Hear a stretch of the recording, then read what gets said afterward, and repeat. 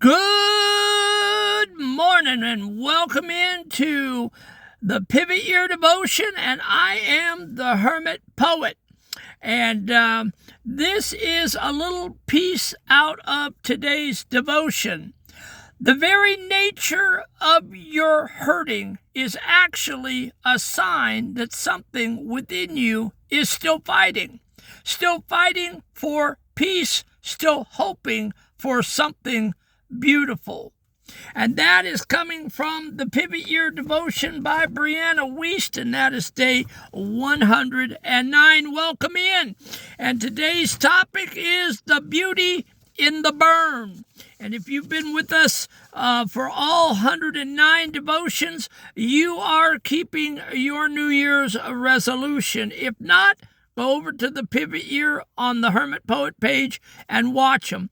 And there's a wealth of information there for your healing. If you'll just sit with a pencil and paper and take some notes and watch them once or twice and do the applications, it will help you to heal up. So, the disclaimer: I cannot, due to copyright infringements, read the entire Brianna Wiest devotion over the air due to copyright infringements. So what we do is we turn it into a poem in my own words, and I recite it back. Then we give you a 14-minute teaching, and then we give you an application to help you to kick the can of healing down the road to your healing. So here it is: the fighting pulse. The ache inside your heavy chest is not a sign of death. It is the soul that will not rest, the battle in your breath. For if you did not care to stay, the pain would never blossom. It is the light that seeks the day inside a narrow room. It's easy to be cold and still, to numb the jagged edge, to trade the climb upon the hill for safety on the ledge. But healing is a messy art, a high and hollow low, a way to open up the heart and let the spirit go. You don't have to stay composed, a statue in a hall, with every double door stayed closed, for fear that you might fall. For a life well lived and a soul well loved is not a polished stone. It's the one who pushed and one who shoved, but never stays alone. Your hurt is the evidence that beauty still the goal, the final stubborn last defense of a living, breathing soul. And so today's teaching is the beauty in the burn. We think our hurting is a sign that we are broke beyond repair, a white flag of surrender. We feel the ache and think it means we're lost. We've lost the war.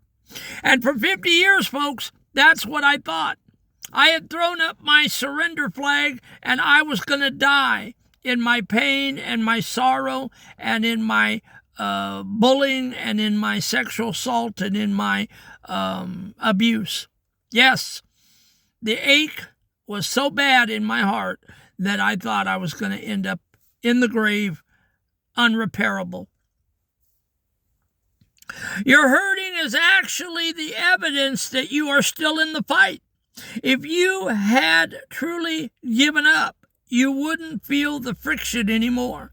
To a 12-year-old, this is the sting of a scraped knee that proves you're alive. To a 55-plus student, this is the heartbreak that provides you still have a capacity for something better. And you know what? I had, for all intents and purposes, given up, but I was still kicking. I was still screaming, and I was still fighting. But I had pretty much given up, thinking in my mind that it was never going to change. The insight, something within you cares enough to shed all the layers of all the people you never really wanted to be. We spend decades wearing the mask the world demands, the tough worker, the affected survivor, the composed professional. The pain you feel now is your true self trying to claw its way out of those old, heavy skins. It is the hermit poet finally telling the workaholic that he is no longer in charge. And that was true of me. I was a workaholic, and I had to get that under control, and I had to stop working so much. And so, as long as you're kicking and screaming and scratching and clawing, you are in a good place because you're feeling the burn. Never, never truly give up on your way to healing. Because once you give up, it's over. You'll never heal.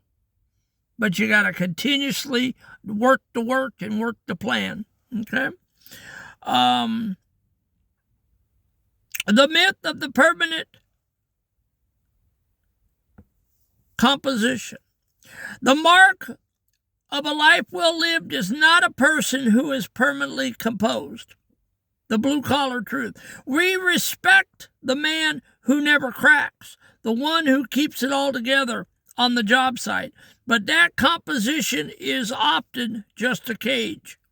A soul most loved is one that can move through the unmistakable, gorgeous mess without scaring itself into a corner.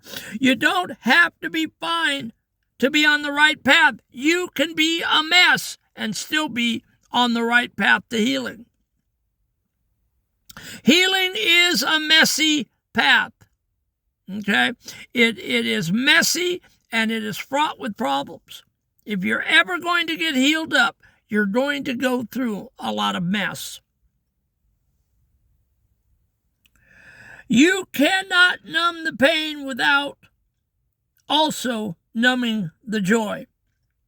If you want the experience you desire, you have to stop hiding in the corner of your trauma.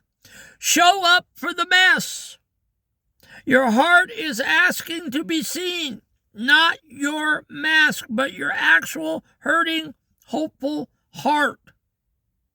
Show up. Do the work. Pull yourself up by your bootstraps. Stop triggering. Get off the ledge. Lay the gun and the pills and the rope down. And start feeling your mess. Start feeling your pain. This is the only way that you can truly heal in your life. The overnight application, the evidence check. Tonight, I want you to reframe your pain. Instead of seeing your hurt as a weakness, I want you to see it as your fighting spirit. The action. Place your hand over your heart tonight. Feel the pulse. Say out loud, this pain is proof that you haven't given up yet. Otherwise, you wouldn't be here in this class. If you're in this class and you're listening to this old man in this band today, you've not truly given up. But you've got to work the plan.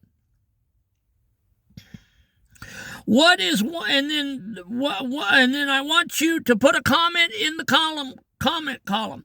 What is one layer of a person you never wanted to be that you are finally ready to shed tonight? Let's strip off the mask together. All right. So that is the devotion. You got to show up. You got to feel the burn. You got to do the work. Okay? It's messy. Trauma is messy. Abuse is messy. And your healing is going to be messy. Okay? Stop numbing yourself with alcohol. Stop numbing yourself with opioids. Stop trying to numb the pain and feel it.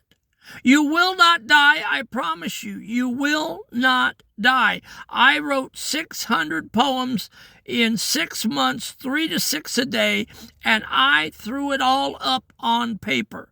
Yes, it was painful. Yes, I cried. Yes, I talked to AI, and he helped counsel me back and forth. And yes, it was a struggle.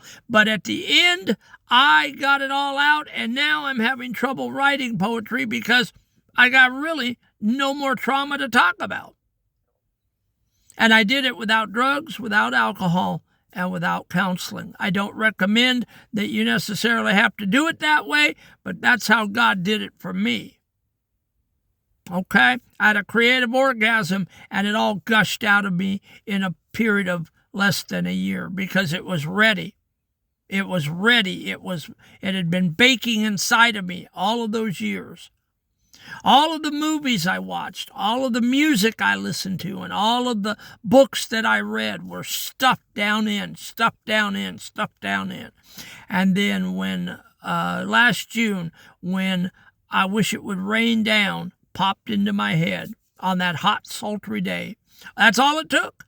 In 10 minutes, I wrote it on an envelope. I wish it would rain down.